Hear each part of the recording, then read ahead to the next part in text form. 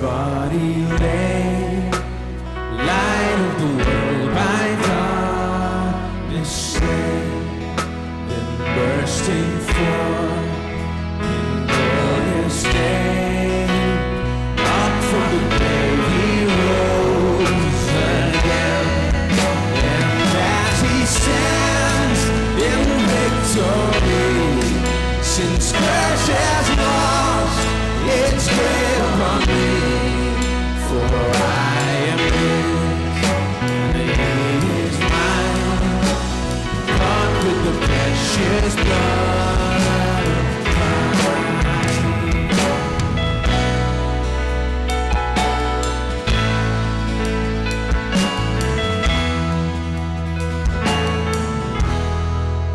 No guilt in life, no fear in death. This is the power of Christ in me. From life's first cry to final breath, Jesus commands my destiny. No power of hell, no scheme of man can ever pluck me from his hand till he returns or calls me home.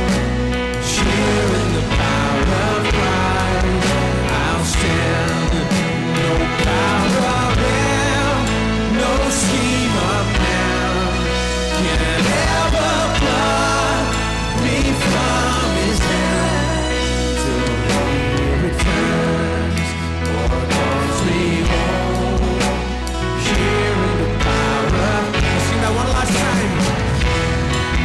No power of hell, no scheme of man can ever pluck me from his hand. He returns or calls me home. Sharing the power of Christ, I stand.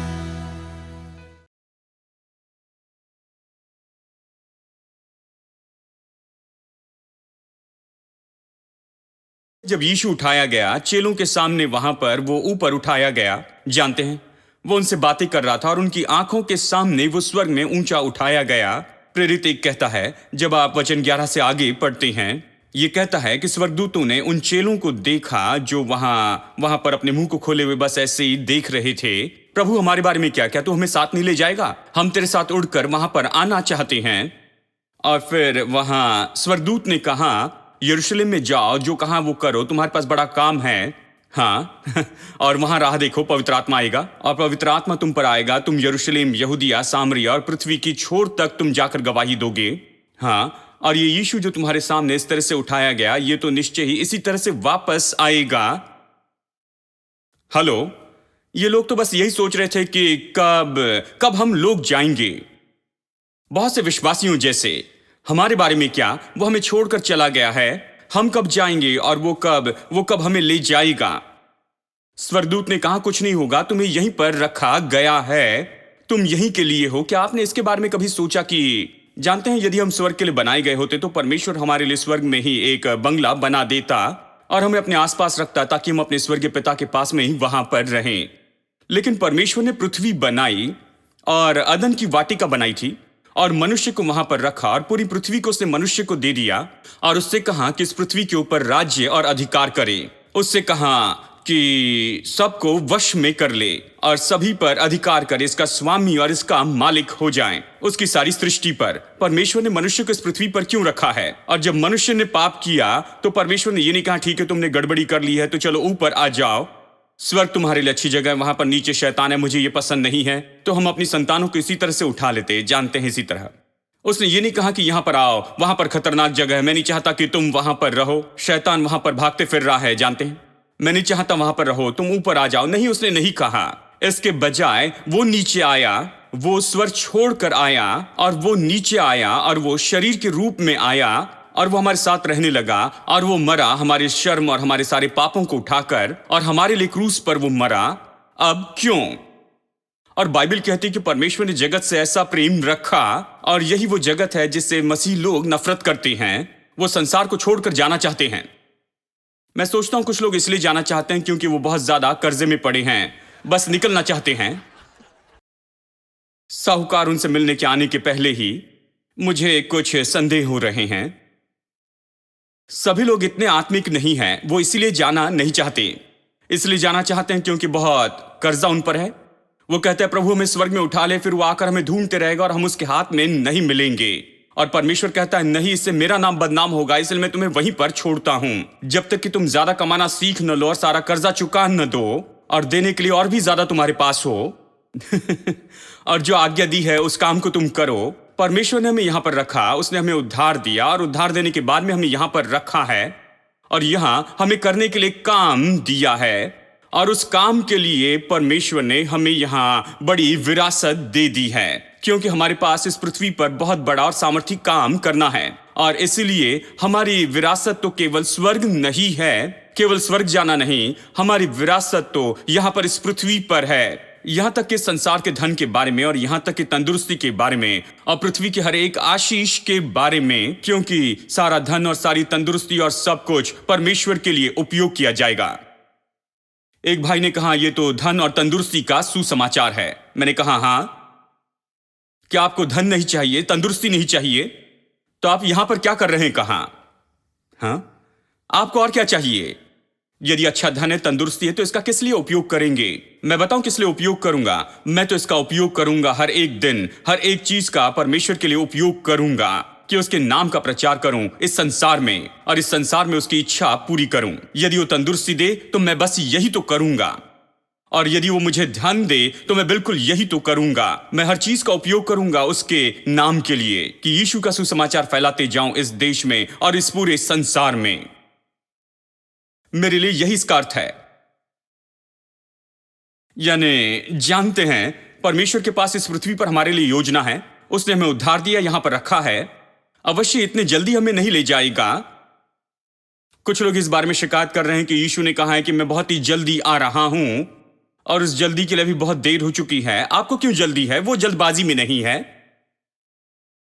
वो चाहता है कि आप काम पूरा कर ले, और इस काम को पूरा करने के लिए उसने हमारे हाथों में कुछ खास स्रोत दिए हैं और उसने हमारे लिए कुछ खास स्रोतों को उपलब्ध करवा दिया है जिसका हम काम के लिए उपयोग कर सकते हैं। यही तो इसका मतलब है। और इसलिए मैं विश्वास करता हूं कि हमारी विरासत में केवल स्वर्गीय विरासत से भी बहुत ज्यादा बढ़कर रखा गया है। वो वहां पर है। मैं आपको बताऊं, पहले इस पृथ्वी को ले ले मेरे दोस्तों, जो यहां है उसे ले ले, उसके बाद में स्वर्गीय बातों को आप ले लेंगे। यानी हमारे पास क्या है, हमें क्या मिला है, हम किसके मालिक हैं, हमें क्या दिया गया है। देखिए अध्याय 4 क्या मिल गया है, रोमियो अध्याय 4 और देखिए वचन 13। यहां पर आप पूरी तरह से चौंक जाएंगे, क्योंकि यह प्रतिज्ञा कि वो जगत का वारिस होगा। हेलो, हमने सोचा स्वर्ग का वारिस होगा कहेगा। वो स्वर्ग का वारिस नहीं, वो जगत का वारिस है। ये प्रतिज्ञा की वो जगत का वारिस होगा। न अब्राहम को न उसके वंश को व्यवस्था के द्वारा दी गई थी, परंतु विश्वास की धार्मिकता के द्वारा मिली। ये व्यवस्था से नहीं, विश्वास से है कहता है वचन 16। इसी कारण प्रतिज्ञा विश्वास पर आधारित है कि अनुग्रह की रीति पर हो, कि वो उसके सब वंशजों के लिए दृढ़ हो, न कि केवल उसके लिए जो व्यवस्था है, वरन उनके लिए भी जो अब्राहम के समान विश्वास वाले हैं। वही तो हम सबका पिता है। चलिए मैं बताऊं, ये किंग जेम्स वर्जन थोड़ा पुराना है, कई बार इसे समझना मुश्किल होता है। ये बस यही कहता है, देखिए वचन 13 ये कहता है कि परमेश्वर ने अब्राहम से प्रतिज्ञा की थी कि वो सारी पृथ्वी का वारिस होगा। हेलो, कि वो जगत का वारिस होगा। कल्पना कर सकते हैं, जगत का वारिस होगा। जगत का वारिस होगा, दो ग्राउंड का नहीं, जगत का वारिस होगा, पूरे जगत का। जब परमेश्वर ने अब्राहम को चुना तो उसके मन में यह था कि यह मनुष्य पूरे जगत का वारिस होगा, कि वो पाएगा, वो और उसके वंशज पूरे संसार के वारिस होंगे। और यह केवल उसके वंशज के लिए ही नहीं था। वचन 16 यह कहता है, और केवल व्यवस्था के वंशज के लिए नहीं, व्यवस्था के वंशज यानी यहां पर इस्राएलियों के बारे में कहता है, जो व्यवस्था में रहते थे, 10 आज्ञा में जिया करते थे। ये लोग जो अब्राहम के वंशज हैं, केवल वही लोग इसके वारिस नहीं होंगे। ये कहता है लेकिन वो भी जो अब्राहम के जैसे विश्वास रखती हैं, साथ ही वो सब जिनके पास अब्राहम जैसे विश्वास है, वो भी संसार के जगत के वारिस होते हैं। ये प्रतिज्ञा कि अब्राहम सारे जगत का वारिस होगा, ये उसके लिए और उसके वंश के लिए है। उसके वंश का मतलब केवल इस पृथ्वी पर के उसके वंशज या फिर उसके पीढ़ी से आए लोग नहीं। उसके वंश का मतलब है कि हर एक व्यक्ति जिसमें अब्राहम के जैसे विश्वास है। यही इसका बुनियादी अनुवाद है। केवल यहां पर इस्राएली नहीं, लेकिन वो हर एक व्यक्ति जिनके पास अब्राहम जैसे विश्वास है, वो क्या बनते हैं? वो जगत के वारिस होते हैं। केवल ये नहीं कि ये थोड़ा सा और वो थोड़ा सा हो, पूरे जगत के वारिस। अब जो कुछ भी परमेश्वर का है, हम उसके वारिस हैं। ये इसी के बारे में कहता है। परमेश्वर किसका मालिक है? परमेश्वर कहता है हजारों पहाड़ों पर जो जानवर हैं वो मेरे हैं। यानी जब आप पहाड़ों पर जाते हैं, जंगल में, और देखते हैं किसी जानवर को, तो कहें ये मेरा है यहां पर। वो कहता है ये सब मेरा, अगर ये उसका है तो वो मेरा भी है। परमेश्वर ने एक जगह पर इस तरह से कहा कि सोना और चांदी मेरा है, प्रभु कहता है। तो जब वो कहता है कि ये मेरा है, तो मैं कहूंगा कि ये मेरा भी है, क्योंकि वो मेरा पिता है, मैं उसकी संतान हूं। तो जो कुछ भी उसका है वो मेरा है। हेलो, अब आप ऐसे क्षेत्र में आ रहे हैं जिसे कुछ लोग पसंद नहीं करते। मैं कहता चिंता मत करो, पसंद नहीं तो ये आपके पास नहीं आएगा, वो आपको छुएगा भी नहीं, चिंता ना करे। किसी ने कहा सावधान रहना, ये संपन्नता की शिक्षा है। मैंने कहा चिंता मत करो, आप सुनिए, ये आपको छुएंगी भी नहीं, आपको परेशान नहीं करेगी। जब तक आप विश्वास न करें और इसे न ले, ये आपके पास आएगी भी नहीं। इसके कुछ अपने घमंड होते हैं। ये उस घर में नहीं आती है जहां ये अनचाही होती है, इसका स्वागत नहीं होता, ठीक है? तो हम जगत के वारिस हैं, क्योंकि हजारों पहाड़ के ऊपर के जो जानवर है वो परमेश्वर के हैं, तो वो हमारे भी हैं। सोना और चांदी मेरा है, प्रभु कहता है, तो सोना और चांदी हमारा है। आपको क्या लगता है ये किसके लिए है? अब यहां पर मसीह लोग इस मामले में पूरी तरह से रास्ते से भटक गए हैं। वो सोचते हैं कि ये सब पापियों के लिए है। वो कहते भाई ये सब यही लोग ले ले। एक भाई ने मुझसे कहा इन्हें ये सब कुछ लेने दो भाई, मुझे कुछ नहीं चाहिए, मुझे बस स्वर्ग चाहिए। मुझे कुछ नहीं चाहिए, जमीन नहीं चाहिए, घर नहीं चाहिए, कुछ भी नहीं चाहिए, मुझे केवल स्वर्ग चाहिए, ये सब इसे ले ले। और फिर वो शिकायत करने लगे, क्यों? हर दिन टीवी जो है वो बहुत ही बुरा और बुरा होती जा रहा है। बच्चों के साथ मिलकर टीवी नहीं देख सकते क्योंकि ये सब गलत हो रहा है, और ये सब और बुरे बुरे प्रोग्राम इस समय टीवी पर आ रहे हैं। मैंने कहा क्यों ना आप अपना टीवी स्टेशन शुरू करके उस पर अच्छे प्रोग्राम चलाएं। कहां भाई, मेरे पास ढंग का टीवी खरीदने के लिए पैसा नहीं है। विश्वासी लोग ऐसे हो गए, उनके पास टीवी खरीदने के लिए पैसे नहीं रहे तो कैसे टीवी चैनल चलाएंगे? ये उनके लिए असंभव हो गया, क्योंकि उन्होंने अपने लक्ष्य को बहुत ही निचला रखा है। वो बहुत नीचा सोचते हैं, और वो परमेश्वर के जैसे सोचना भी शुरू नहीं करते हैं। परमेश्वर क्यों चाहता है कि आप जगत के वारिस हो? अगर कुछ सही नहीं हो रहा है तो आप बदल सकते हैं। अगर टीवी अच्छा नहीं तो आप उसे बदल दे। आप इसे करें, बताएं कि क्या करना चाहिए। आप दिखाएं कि इसके साथ क्या करना चाहिए। आप इसे ले और पूरे संसार को दिखाएं और वो इससे देखते जाएं। जब आप अच्छे शोज बनाएंगे तो वो कहेंगे मेरे प्रभु सच में ये काम करता है। एक आदमी थे अमेरिका में जो हाईएस्ट पेड एंटरटेनर थे एक समय, लगभग 15-20 साल पहले, और उन्होंने कुछ प्रोग्राम प्रोड्यूस किए और वो बहुत ही अच्छे, साफ सुथरे, ऐसे अद्भुत पढ़ाई के प्रोग्राम थे, उभारने वाले लोगों के लिए, और बहुत ही और मजाकिया थे। समझ की बात उसमें थी, लेकिन कुछ बुरा नहीं था। आराम से सभी उम्र के बच्चों के साथ में बैठकर देख सकते थे, आराम से देख सकते थे। वहां पर कोई भी शर्म की बात नहीं होती थी, न कोई शब्द न कोई क्रिया शर्म की थी। हाँ, उनका नाम बिल कॉसी था, जानते हैं? वो तो, और बहुत अच्छे प्रोग्राम बनाए।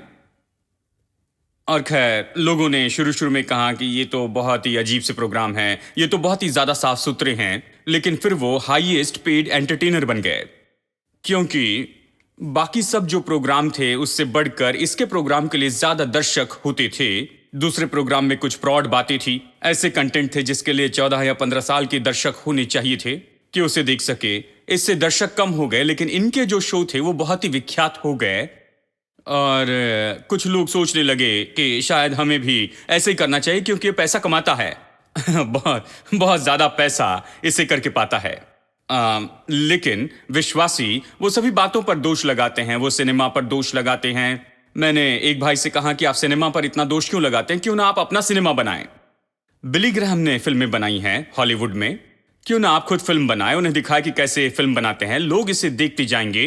क्यों ना आप अच्छी फिल्में बना ले। जानते हैं, ओ भाई मेरे पास बस का भी किराया नहीं कि चर्च में जाऊं, लेकिन दोष लगाना मुफ्त में है। बस बैठकर कह सकते हैं ये बुरा है, वो बुरा है, संसार अच्छा नहीं है, धनी लोग बुरे हैं और ये सभी लोग जानते हैं सब बेकार की बातें कर रहे हैं, मुझे ये पसंद नहीं, मुझे वो पसंद नहीं।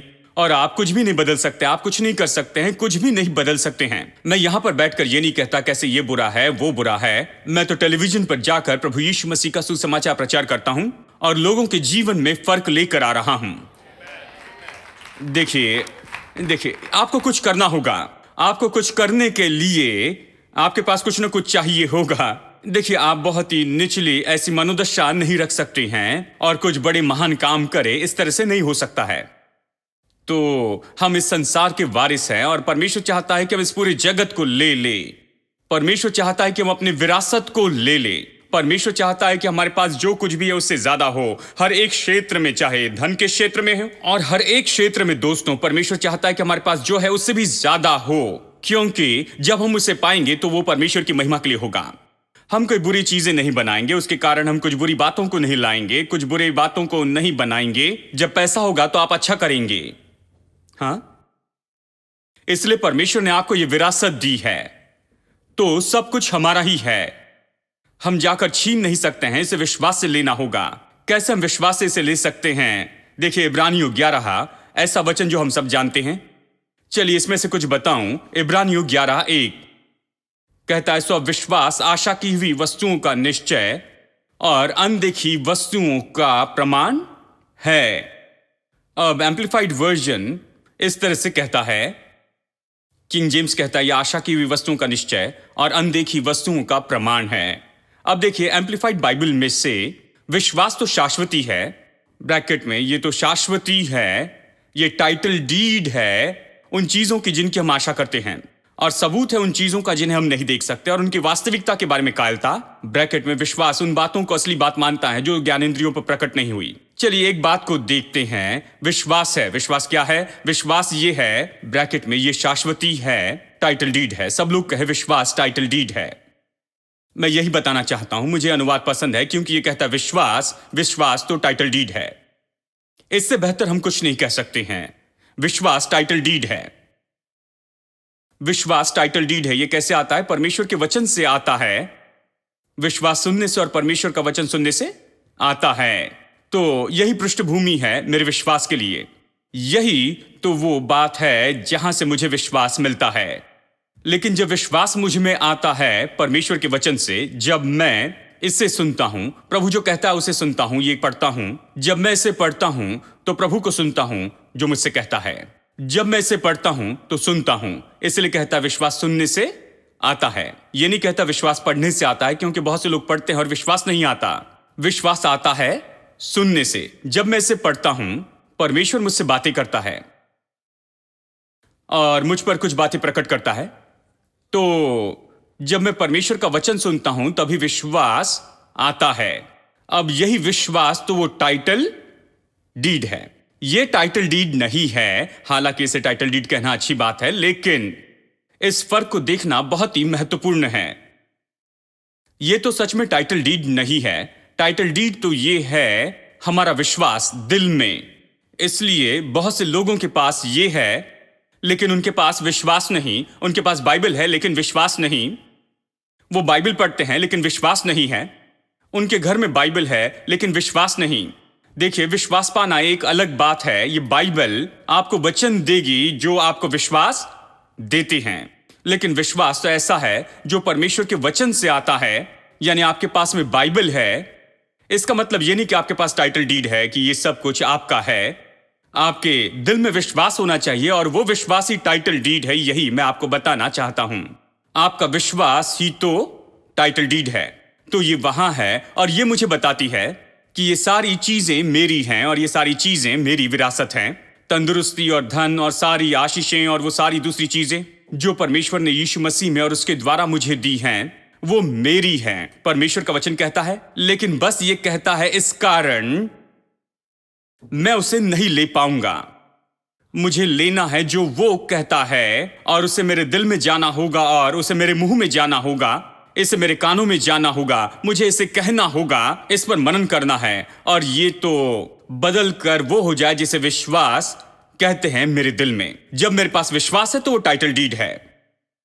ठीक है, विश्वास है तो वो तो टाइटल डीड है। और टाइटल डीड बहुत महत्वपूर्ण है क्योंकि ये सबूत है कि आप इसके मालिक हैं।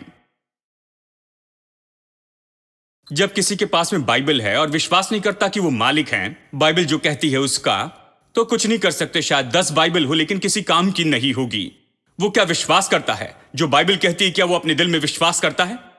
जैसे वो अभी दिल में शाश्वती पाया है, जैसे ये तो उसके दिल में एक मजबूत बात हो गई है कि उनके पास में ये है और यही तो टाइटल डीड है। जब टाइटल डीड दिखा है तो कोई बात नहीं कर सकता है। मैंने आपको बताया था कि मेरे पिताजी ने कार खरीदी और किसी के घर में रखी क्योंकि हमारे पास पार्किंग की जगह नहीं थी। और कुछ हफ्तों के बाद में वो कार लेने के लिए गए, तब तक वो आदमी ये कार चला रहे थे। कहा अगर नहीं चलाएंगे तो ये सड़ जाएगी। तो मेरे पिताजी ने कहा कि आप चलाइए, और उसके बाद में जब वापस जाकर मांगा तो कहा नहीं, आपकी कार नहीं है, मैं चला रहा हूं, ये मेरी कार है। तो हम पुलिस के पास गए। पुलिस ने कहा देखिए ये कार तो उनके घर में है और आप कह रहे हैं ये आपकी है, तो हम कैसे मांगे? वो उनके घर में है, आपके घर में नहीं है। उन्होंने आपसे नहीं छीनी, आपके घर में आकर आपकी कार वो लेकर नहीं गए। ये कार तो पहले ही उनके घर में है। हम कैसे दावा करें कि ये आपकी कार है? क्या आपके पास पेपर्स हैं? मेरे पिताजी ने हाल ही में उसे खरीदा था और उनके पास में अब तक वो आरसी बुक नहीं थी, तो केवल रसीद ही थी, और वो रसीद भी उन्होंने कहां पर रख दी थी। तो उन्हें जाकर रसीद ढूंढनी पड़ी, और जानते हैं, और उन्होंने वो रसीद पाई जिसमें उन्होंने 2000 रुपए चुकाए थे और उनका नाम वहां पर था कि इन्होंने पैसे चुकाए हैं। रसीद लेकर पुलिस स्टेशन में वापस गए और उन्हें दिखाया ये मेरी कार है, मैंने दाम चुकाया और इतने इतने दाम चुकाए हैं, हमने इनसे खरीदी है। और फिर वो हमारे साथ आए और कहा इन्हें कार वापस लौटा दो। ये क्या है? ये है टाइटल। रसीद महत्वपूर्ण है, रजिस्ट्रेशन इतना महत्वपूर्ण है, पेपर महत्वपूर्ण है क्योंकि वो टाइटल डीड है। जब किसी के पास में टाइटल डीड है तो उनसे उन चीजों का इनकार नहीं कर सकते हैं, उन बातों के लिए इनकार नहीं कर सकते। कानूनन उनके पास पेपर है, कानूनन उनके पास उसका दावा है। और बाइबल कहती है तुम्हारा विश्वास टाइटल डीड है।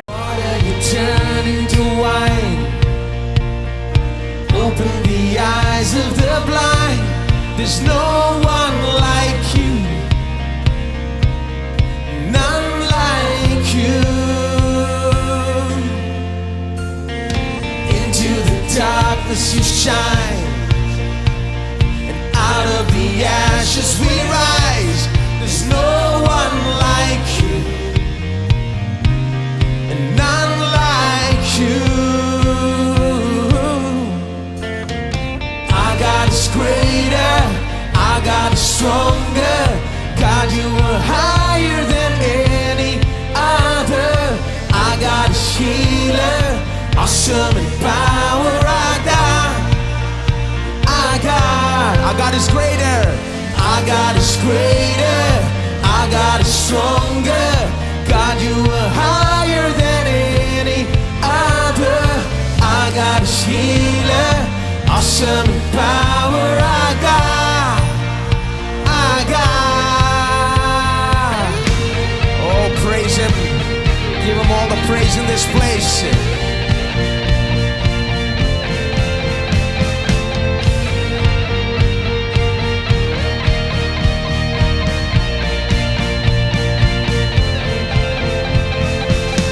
And if our God is for us, then who could ever stop us?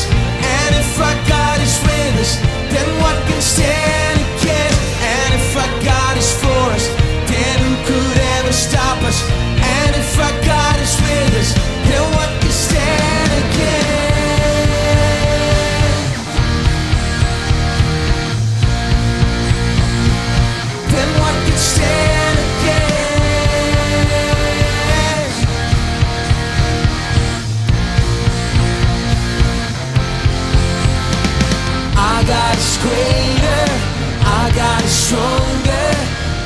you are higher than any other. I got a healer, awesome power. I got is greater. I got is greater. I got is stronger. God, you are higher than any other. I got is healer, awesome power. I got. And if our God is for us, then who could ever stop us? And if our God is with us, then I want everybody to say. And if our God is for us, then who could ever stop us? And if our